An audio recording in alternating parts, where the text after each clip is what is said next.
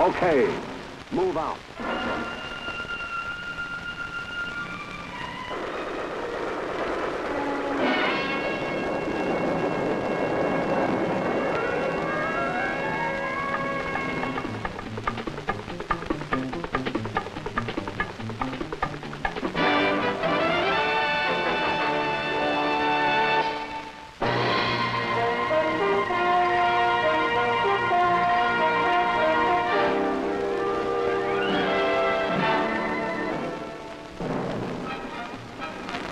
From out of the skies over Vietnam come the Screaming Eagles, the heroic paratroopers of the 101st Airborne Division. Their fabled exploits during World War II can never be forgotten. In December 1944, outnumbered and surrounded by the Germans at Bastogne, the men of the 101st courageously fought on. When the Germans ordered them to surrender or be annihilated, their acting commander, Brigadier General Anthony McAuliffe, gave the historic reply, nuts, and they stood until the Germans were defeated. It is in this same tradition that the men of the Screaming Eagles, 1st Brigade, today serve on the jungle battlefront of Vietnam.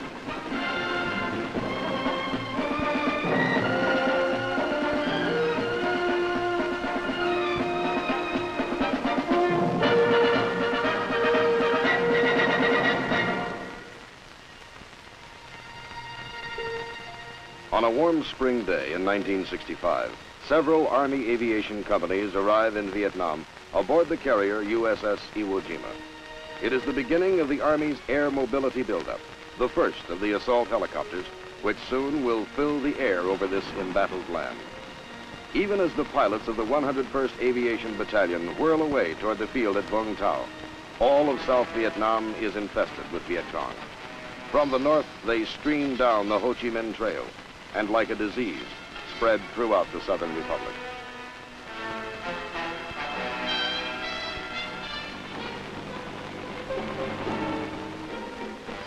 Into this setting come the first of the Screaming Eagles, the aviation crews of Company A, forerunners in the massive American military buildup to stop the communist enemy.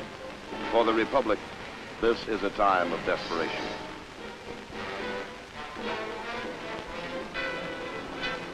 Here at Vung Tau Airfield, 40 miles southeast of Saigon, the job begins for these airmen.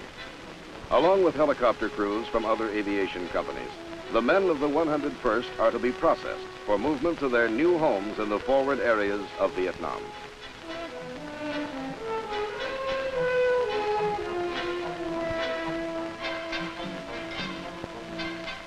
Their mission now is to create the helicopter bases from which U.S. Army forces can be flown into combat against the Viet Cong.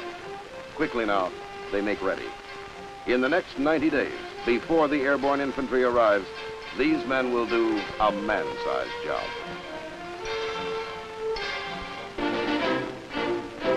On the 29th of July, 1965, the 1st Brigade of the 101st Airborne Division arrives at Cam Ranh Bay.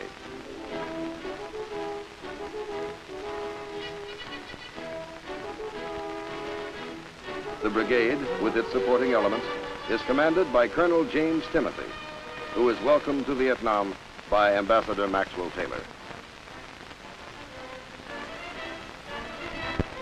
And by General William Westmoreland. In the ceremonies which follow, Colonel Timothy gets his first look at the strife-torn shores of Vietnam. And for the first time, the brigade unfurls the proud emblem of freedom over the land it is here to protect.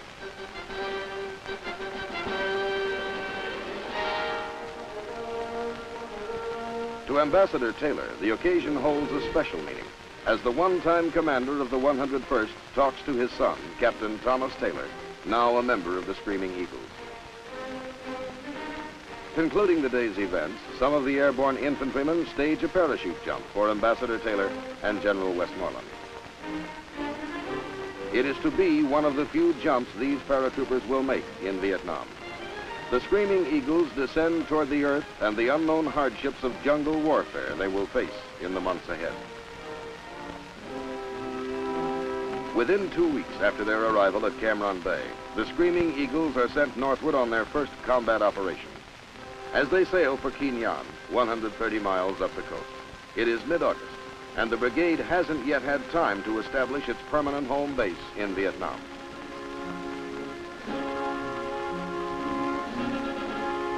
While the Vietnamese are celebrating the Lantern Festival, the men of the 327th and 502nd are moving inland from Kinh Nhon to An Khê in the Central Highlands. Their mission is to clear and secure the An Khê area as a base camp for the U.S. 1st Cavalry Division Air Mobile, which will be arriving from the United States in a matter of days. At Deo Mang Pass, overlooking An Khê, the landings begin. After months of special training at Fort Campbell, Kentucky, this is it. The moment every man knew would come. A Viet Cong main force battalion has been reported in the area, and the airborne infantrymen expect instant contact.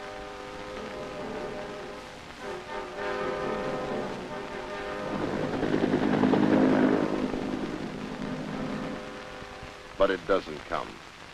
The Viet Cong are evasive, biding their time. It is an anticlimax for the men. This is their first lesson in Vietnam. No big battles when expected. Instead, a nagging war of attrition with primitive booby traps and snipers, small unit actions and ambushes in the jungle. Only when he thinks the situation is favorable will the enemy show himself in force.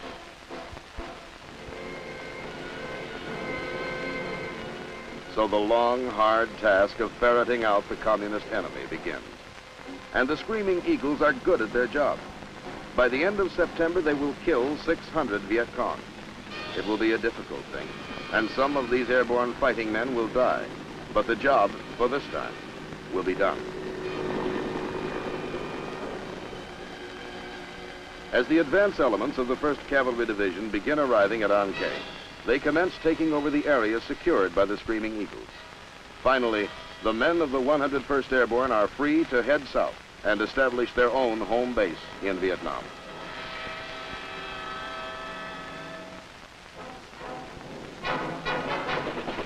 From An Khê and the Central Highlands, the brigade moves 170 miles to the coastal town of Phan Rang. This is to be their permanent camp as soon as it can be built. Though weary from their campaign in the hill country, they work throughout October until the base at Phan Rang has been set up.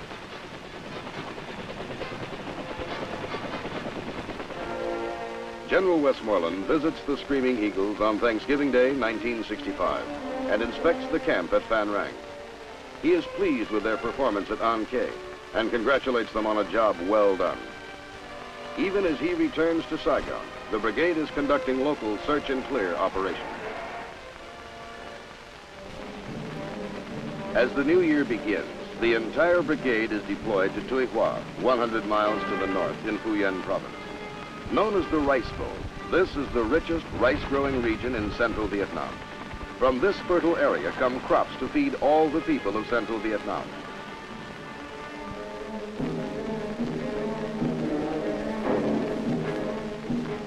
But the Viet Cong have been seizing the harvest and collecting unbearable taxes from the frightened farmers.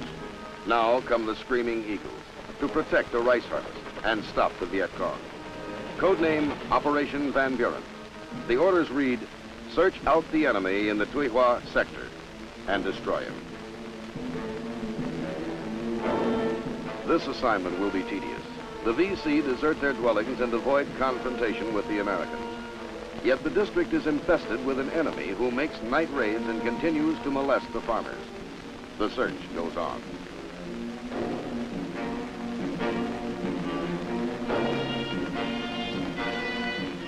Brigadier General Willard Pearson takes over command of the Screaming Eagles on the 29th of January, 1966. He steps up the pressure on the Viet Cong. Fire!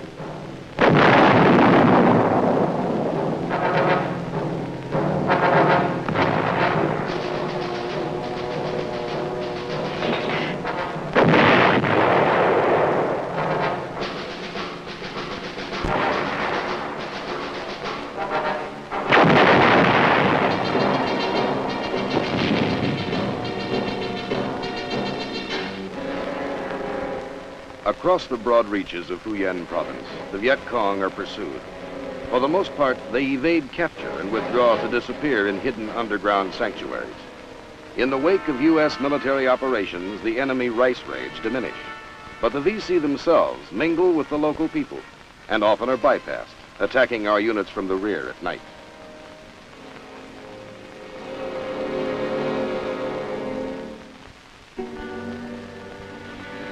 On 8 February, the Deputy Commander of the U.S. Military Assistance Command, Vietnam, Lieutenant General John Heinkes, comes to Tuy Hoa to personally evaluate the situation.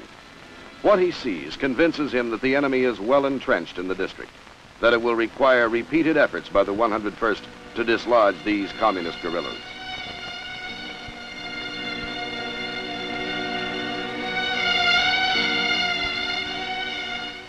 Operation Van Buren becomes Operation Harrison.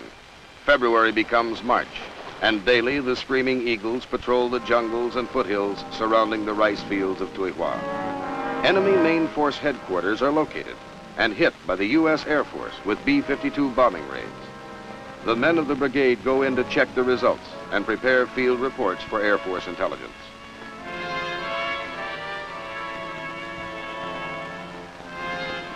Daily they go out, and daily they return. In 90 days, the men of the brigade gain control of the Tuy Hoa region. Now operating in small units, they kill 516 hardcore Viet Cong troops between February and April. The rice crops are saved.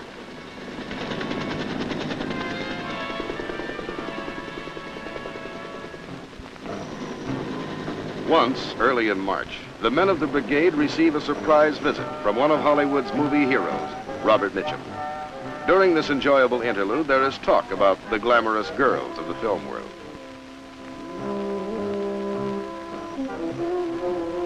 Mr. Mitchum is given the opportunity to fire some of the weapons of the real-life heroes in Vietnam.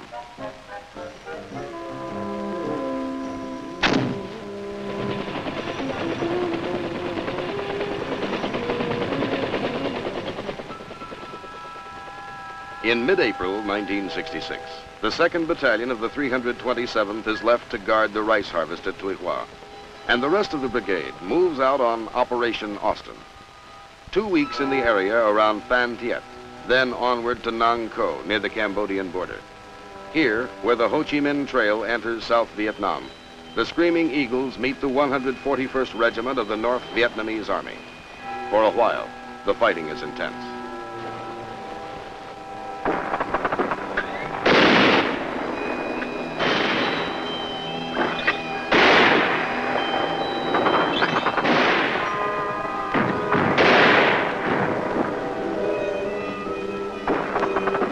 The 502nd Airborne Infantry takes a number of casualties. It takes 6 days, from the 14th to the 20th of May, for the U.S. paratroopers to drive the North Vietnamese aggressors out of their positions in the foothills of Nang Co. The communist regulars are well disciplined, well equipped, and tenacious.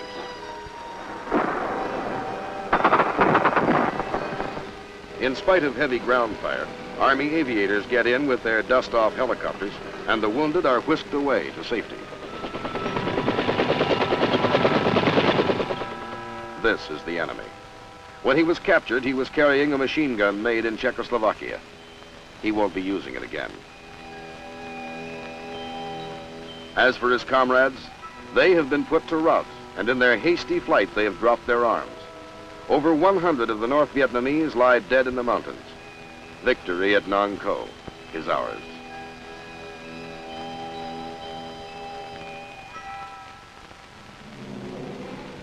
But for the Screaming Eagles, the greatest testing is still to come. Far to the north in Kon Tum province, the brigade launches Operation Hawthorne in the area around Dak To. Kon Tum is a forbidding wilderness lying in the foothills of the mountain country which marks the border of Cambodia. It is the first week of June, and the air is heavy and humid. Until now, the enemy has held sway here.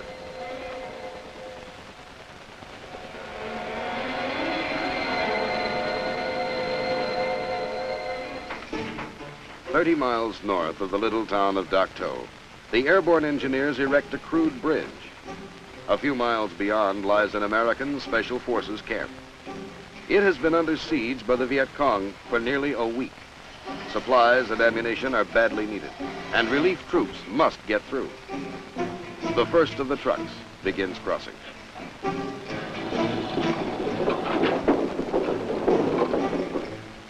Near the bridge, the men of B Battery, 320th Artillery, prepare for another firing mission.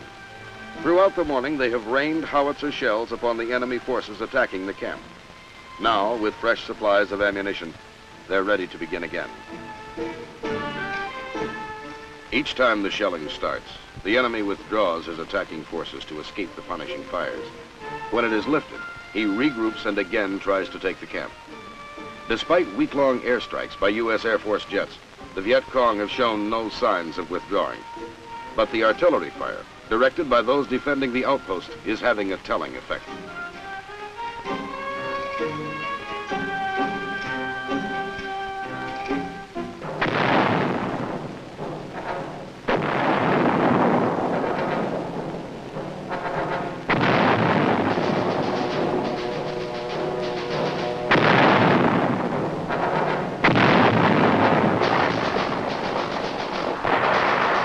The screaming eagles are under fire. The enemy has come to silence the guns. Communist fire comes from everywhere.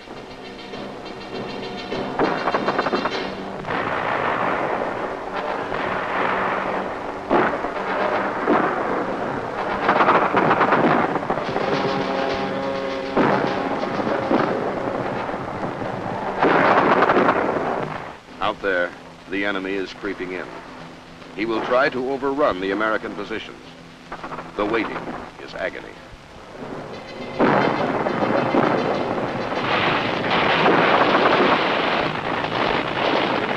Then the enemy makes his move. This is it, live or die.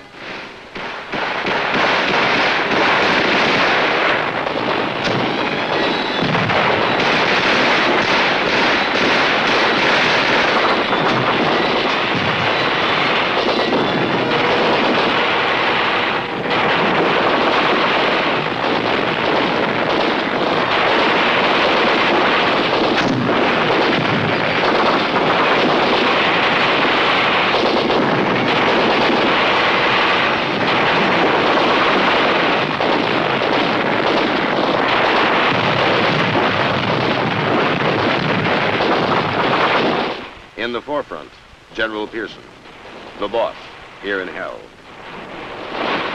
From Bastogne to Vietnam, the tradition remains unbroken, magnificent. The Screaming Eagle.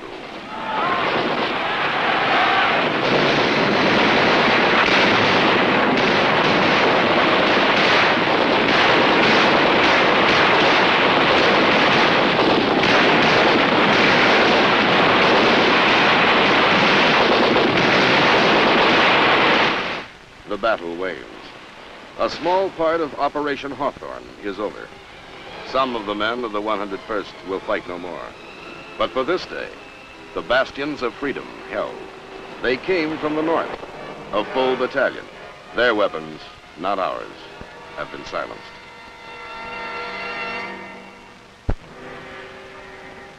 Throughout the oppressive days and nights of June 1966, Operation Hawthorne continued. In the violent conflict which rages in Kon Tum province, the Screaming Eagles repeatedly beat back prize troop units of the North Vietnamese Army. In 16 straight days of combat, the brigade envelops the 24th North Vietnamese Army Regiment, and more than 500 of the communist aggressors are killed. It is the largest single battle of the war for the men of the 101st.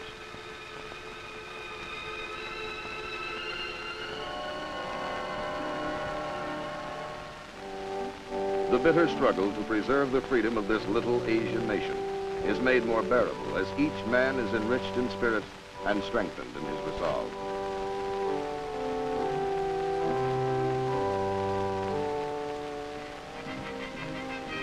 At last, the fighting is done.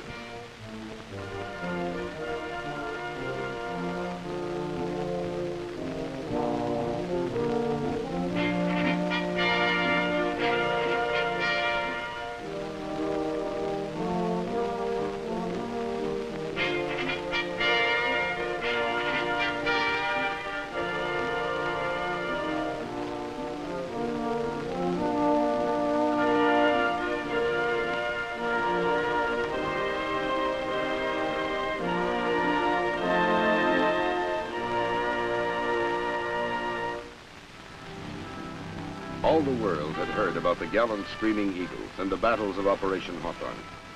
In recognition of their outstanding victory in Kon Tum province, the premier of South Vietnam, Nguyen Cao Qui, comes to the little town of Dak To.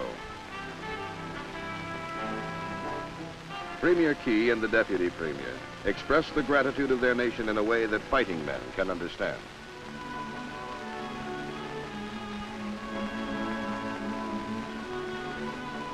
These are some of the weapons taken from the enemy, the premier is told. In the hands of the communists, the arms of China, Poland, Czechoslovakia, Russia, and even a variety of United States, French, and British weapons, which had fallen into those same enemy hands. Living evidence of the North Vietnamese regular army, 6 out of the 22 taken alive by the Screaming Eagles. Premier Qui confronts the aggressors. "You are lucky the Americans have taken you," he smiled.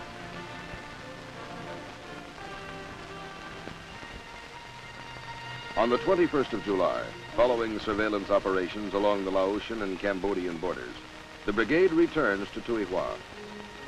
A new operation labeled John Paul Jones gets underway. Its purpose is to open and secure a 16-mile stretch of National Highway 1 between Tuy Hoa and Vung Ro Bay on the coast. The accomplishment of this mission will speed up logistic support of the Tuy Hoa area by permitting ships to unload at the nearby bay.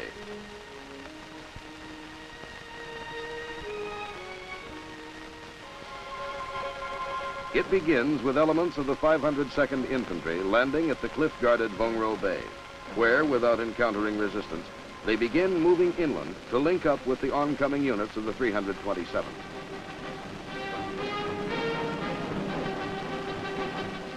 The inland forces push forward,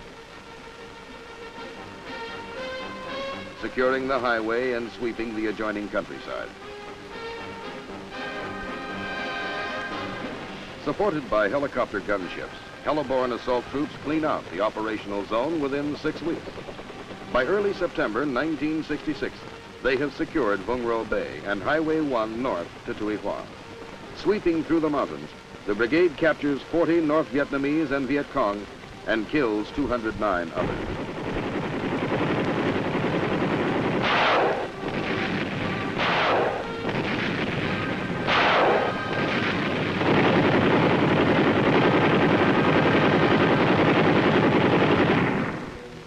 While Operation John Paul Jones is still in progress, the engineers begin construction work on the connecting highway between Vung Ro Bay and Highway 1. The Screaming Eagles have done their job well, and a new seaport is born.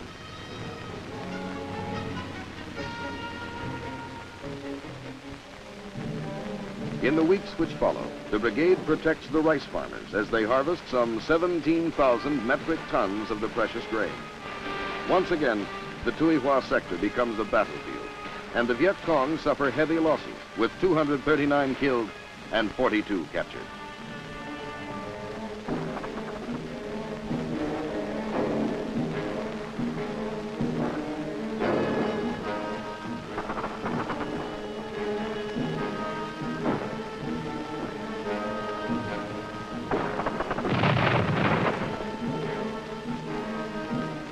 The Viet Cong have had enough.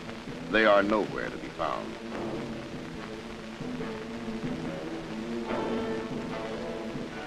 "11 Vietnamese are found, however, in a Viet Cong prison camp. They have apparently received no medical attention while in the hands of the communists.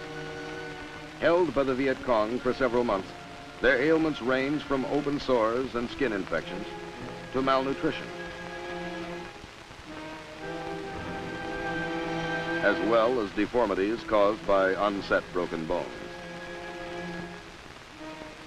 This man, a former Viet Cong who defected to the Republic and was later captured by the VC, cannot tell of his unspeakable nightmare with the enemy. On the 9th of December, the odyssey of the brigade continues. From Tuy Hoa, back up north to Kon Tum province.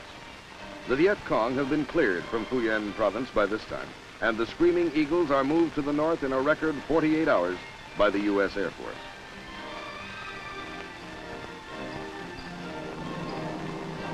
The deployment of the brigade by means of parachute marks the first jump in more than a year for many of the men. But they're in superb physical condition, and the jump goes well.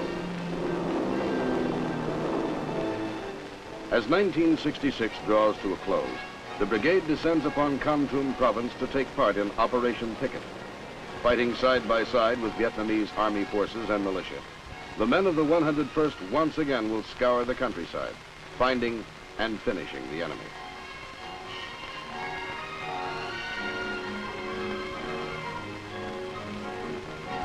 The operations in Kon Tum province continue until the 21st of January, 1967. Then, after more than a year's absence from their home base at Phan Rang, the brigade is ordered back for a rest. It seems a long time since the LSTs first moved the brigade up to Kin Yong as they headed for their first combat around An Khe. Now, the LSTs are taking them home.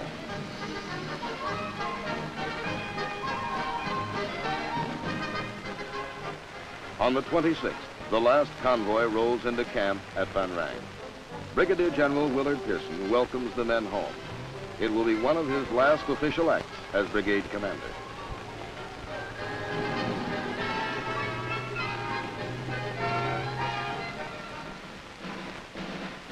Two days later, General Pearson transfers command of the 1st Brigade, 101st Airborne Division to the new brigade commander, Brigadier General S.H. Matheson. The battle-hardened troops watch with solemn pride as Lieutenant General Engler pins the Legion of Merit on the uniform of their departing commander. So the Screaming Eagles bid farewell to the commander who led them in 14 combat operations from one end of Vietnam to the other.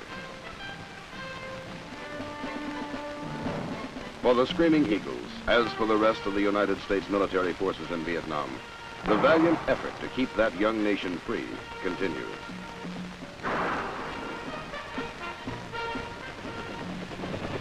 However far removed from our shores, the conflict between those who cherish human dignity and those who would snuff it out affects us all. In this belief, the gallant men of the United States Army stand steadfast, not only in Southeast Asia, but wherever they may be asked to serve in freedom's cause.